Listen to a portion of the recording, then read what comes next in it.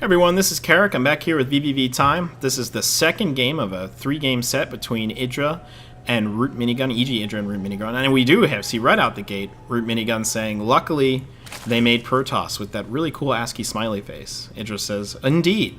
EGIdrA, of course, left the last game without a GG. Very standard EGIdrA rage quit after his massively bigger supply army got carved up by miniguns. EGIdrA says, God forbid you lose every game you ever played. ROOTMinigun, agree. Of course, because ZVP is so imbalanced as we've seen from recent tournaments. Just kidding. So we do have EGIdrA spawning down here in the lower spawn position as the green Zerg, and we have Minigun in the upper position as the, I'm going to call that blue? I'm going to just call it blue because that's easier. The blue Protoss. This is MLG Metalopolis, so we can see that one of the big changes is that, first of all, they can't spawn close position.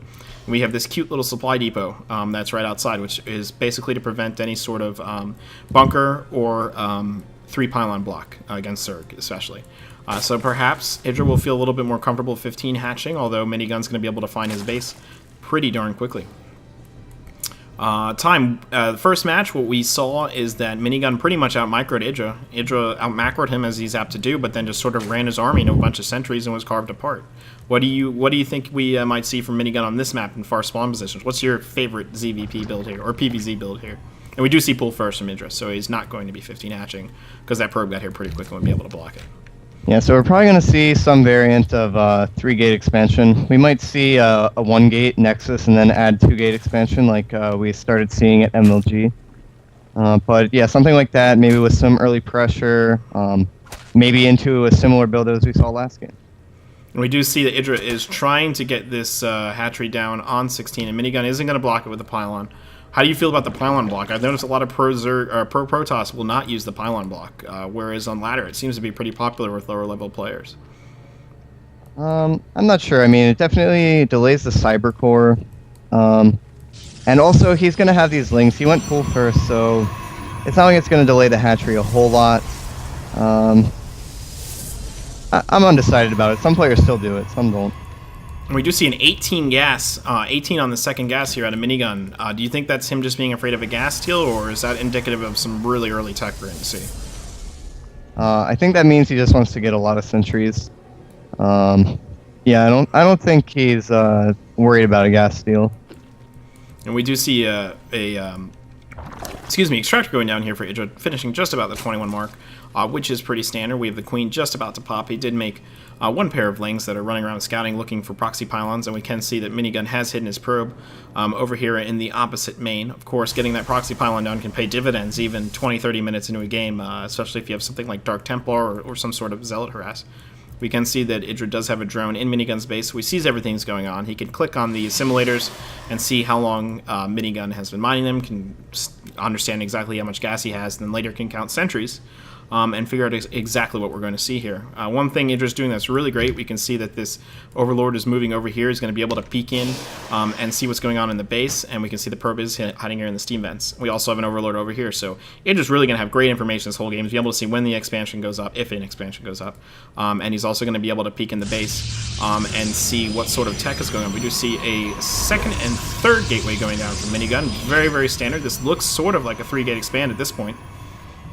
We saw that Minigun got a Stalker first, and he's going to do some pressure. I think that's because EGIdRA got a somewhat late gas, so he's not going to have Zergling speed to prevent this harass from doing anything. And we can see Zergling speed is just started. Yeah, and that's going to force 6 lings. He does have 2 queens. I mean, he should be able to hold this all fine, but the Zerglings he has to build to deal with it are going to be not drones, which is huge for a Zerg auxiliary economy. And you can see Minigun, what's he going to do? He's just going to turn around and go home. That's a victory right there. Look at EGIdRA's even building more lings. So EGIdRA now has 8 lings, about to be 10. He really only needed 4 at most, and that's 4 drones. And in the way the Zerg economy works, sort of the exponential way it works with the larva mechanic, that can be a pretty big deal. We see Minigun throwing down the Nexus, getting ready to do it, just about the 6:30 And in the production tab, we see a Twilight Council. Oh, we do. It's Twilight Council just about to finish. Sorry, I missed. I didn't have the tab up. And we can see that these lings are about to poke in here. They don't have speed quite yet. It is about to finish. I don't think he's going to do much harassment, but with the Twilight Council up, again, that's either going to be some sort of Stalker play, or it could be, do you think it's possibly Dark Templar? Yeah, and it is going to be a Dark Shrine. And he's putting the Dark Shrine right here on the edge, but that's, a place an Overlord would never look for it, and you're going to have to get up the ramp to see it as a Zerg player. Yeah, it's a very interesting location for that. But yeah, as you said earlier, did get that first gas or the second gas a little bit early, and he made a stalker. So yeah, I was kind of wondering if he might do this 3-gate Dark Templar. And we can see Layer's about to finish for EGIdrA, and he did take his third finish about 7 minutes, which is a little early, but it's not really too out of the order. You can see EGIdRA's going to pick at this pylon here and do some rats. He's going to run up the ramp. Oh, he could have snagged a lot of lings there on the ramp and killed him. But he doesn't. But with 3 sentries and a Zealot here, should EGIdRA be suspecting something, only seeing those 3 sentries at the ramp, even though there's 2 kind of lagging behind? And we do see, though, they picked off the Overlord, so he does know the full sentry count, because EGIdRA did move an Overlord in. Let's see, was he able to scout this? No, he was not able to scout the Dark Shrine. So this Overlord got picked off scouting in, and he sees about 5 sentries at the 8-minute mark. What would you make of that as a Zerg player? Well, I would definitely, when he first came, he only saw a Zealot, a Stalker, and 2 sentries, so that definitely indicates that there's a lot of gas going into something. So he's probably going to morph an Overseer immediately. Let's see if we do have an Overseer coming anywhere here. I don't see one in production. Do we have one on unit? No, there is no Overseer quite yet. We do see a Dark Templar being warped in by this proxy pylon up here with that probe that was cleverly hiding. 2 Dark Templar coming in. Does EGIdRA have any detection whatsoever? I don't see any spores. I don't see an Overseer. Nothing. This is going to do a lot of damage. Yeah, this is very bizarre by EGIdRA, very uncharacteristic. I would have expected him to suspect this. And I just don't see an Overseer anywhere, so we got 1 in the natural, 1 in the main, and these guys are going to rack up a whole heck of a lot of kills. We have 8 workers killed at this point, 9 workers killed. That's enormous. And even if they were stopped right now, that would be amazing. He is morphing an Overseer, but these DTs aren't quite done yet. We don't see one in the third here, but I think these 2 have more than paid for themselves. And we see he finally gets an Overseer and gets one of the DTs. I'm not sure where the other DT went. It's in the main. It's in the main still. And he's hacking away at some more drones. Wow, 15 workers killed. This TT has 8 kills. I assume the other one had 6 kills, and there was the 1 drone killed on scouting. And wow, and he's just going to run it out. And here comes another DT, now coming into the third. There is a Spore and a Spine going up, but it's not quite done yet, so this DT is going to do even more damage. This is so frustrating as a Zerg player to deal with.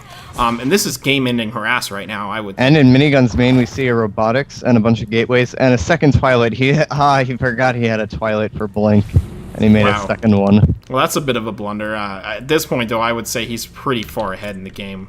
You can look at the Harvester count and see, well, he actually is still pretty behind in the Harvester count, but he's got some good tech coming out. He did make a second Twilight, which is... Did he cancel that? Nope. That's one of those mistakes that Tasteless and Artosis are always talking about, like early when the Zerg does some Baneling pressure, and then later they forgot that they did that, so they build it when they usually would. Yep. We can see 4 more gateways coming down, so we're going to have a total of, it looks like 6 gateways. Now it's going to be 7 gateways, and he is researching Blink with a Robo, and he's got an Observer out. We don't see a Robotics support bay or anything, so it looks like this is going to be another one of those 7-gate Blink Stalker gateway pressure builds with the +1 attack now building. Yeah, this is a build that I really like to do, this 3-gate DT expand, and then you add the Robotics. And I like getting Immortals. He's doing it without any Immortals. That's pretty strong too. And I think it's really strong. He killed a lot of drones, but we'll see if it was enough. And we can see EGIdRA does have a macro hash down. He does have a Hydralisk den down. Does not have Hydra range yet. He is researching missile attacks level 2. And we can see the force for Minigun now moving out. EGIdRA's massing out roaches. And this will be a very interesting battle to last time. Although the supply counts, as you can see, are actually a lot closer. On the other hand, with the DTs, he's going to have a smaller sentry count. But the DTs did so much damage that EGIdRA's going to have a smaller army, and he still has a good number of sentries. Of course, has DTs mixed in that. You can see there's a DT going towards the main as he's pressuring over here, so even if this attack fails, if that DT in the main goes unchecked, it could do quite a bit of damage. Yep, and with Blink, he's going to be able to pick off Overseers. He picked off 1 Overseer already. There's only 1 Overseer on the map. And this Spore goes down, and he's getting the Spine, and the Spore's going down, and we can see it's DT in the main. He's bringing the Overseer over now, but at the same time, his army's getting carved up. Look at all the drones that are going out. Look at the Roaches and the Hydras that are getting boxed up here, and he is just sitting here in a nice little concave, killing the Zerg units one by one. They can't do any damage all on their own. And Minigun is just microing this so well right now. He is completely untouchable by EGIdRA, although we do see the Roaches making a little bit of headway here on the left, and the Hydralisks are starting to do their damage and pile up. Minigun might want to think about getting out of here with his gateway unit soon, because it does appear that EGIdRA's going to hold this off with the strength of the Hydralisks, even before +2 attack finishes. And we can see Minigun going over here by the hatchery. He might try and pick this off on his way out, but I just don't think he's going to do it. We see more Stalkers warping in here.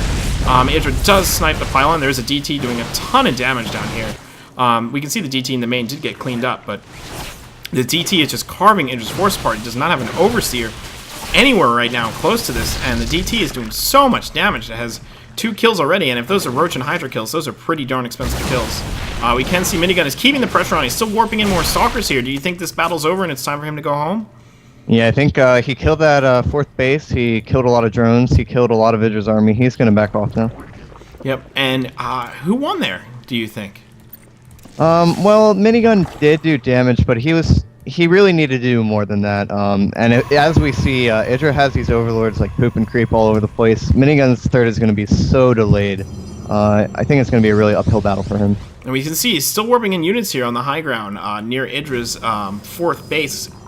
Not sure this is the best idea. EGIdRA does have a much bigger army, and of course the Hydralisks are so good against gateway units, but it's possible that he's just going to sit down here and be really obnoxious and deny the 4th base. We can see that EGIdRA has a changeling in here, so he can see everywhere that Minigun's army goes, and Minigun doesn't seem to realize that the changeling is a part of his army. We can see that's a lot of Hydras. And +2 Hydras against 0 or 1-0 gateway units is generally not going to turn out so well for the gateway units. Of course, Minigun does have the extra mobility of the Stalkers. We can see EGIdRA is only attacking with part of his army, losing a good bit of his army, just not paying attention at all. Now the Hydras are going to come down here. Good Blink micro by Minigun, but, you know, he's going to be able to get away pretty easily with Blink, and obviously that Hydra's off creep, they are not fast at all. Yes. So Minigun was sort of free-rolling with that attack there. Yeah, Minigun sent 2 DTs into EGIdRA's natural, and I think that's why he was distracted and only had half of his army attacking, but all he killed there was a spine crawler. Those DTs are annoying units, but they are also expensive units, and units you're going to want to see do damage, especially when you don't even have a 3rd up with those next 2 gases there. We can see at the gold here, a little bit of a skirmish. EGIdRA's going to be pushing forward with this army. His rallies are set forward to near his army into his opponent's base, so it does look like he wants to pressure here. He sees an opening, and he's pushing into the base. He doesn't want to let Minigun get any further ahead.